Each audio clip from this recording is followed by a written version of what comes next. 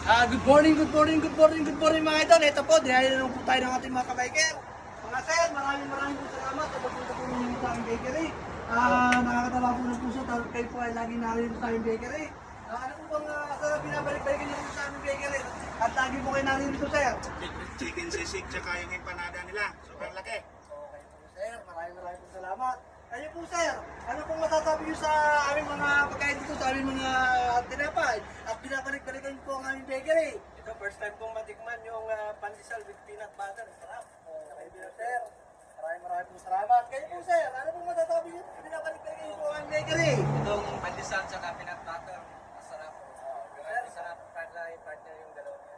Okay po sir, maraming po Saka yung salamat. ano nila, chicken sisig, saka yung saduban. Sarap. Okay po sir, maraming po salamat. Nakakatawa po ng puso ang pagpuri po ninyo sa aming mga tinapay. Kayo po sir, ano pong masasabi po ninyo at binabalik-balikan niyo po ang aming bakery? Ay, masarap kasi tinapay dito. Tsaka tao dito. Good service. Okay po sir. Eh, lagi kami dito. Okay po sir, maraming po salamat. Nakakatawa po ng puso. Kasi napaka-gentleman po kasi na idol eh. Kaya mga... Kayo po sir, ano pong masasabi po ninyo at binabalik-balikan niyo ang aming tinapay rito? Ang masarap dito, marami mga iba't ibang klaseng tinapay. O talakay rito. Sabi mo, marami pa chicks tumataan. Isa-isa na yan dyan. Yun po, binabalik-balikan natin. Marami po kasi magaganda kami gusto dito. Kaya po, binabalik-balikan po sila. Kayo po sir, ano po binabalik-balikan niyo rito? Sa akin, wala akong masabi, kundi sample na lang.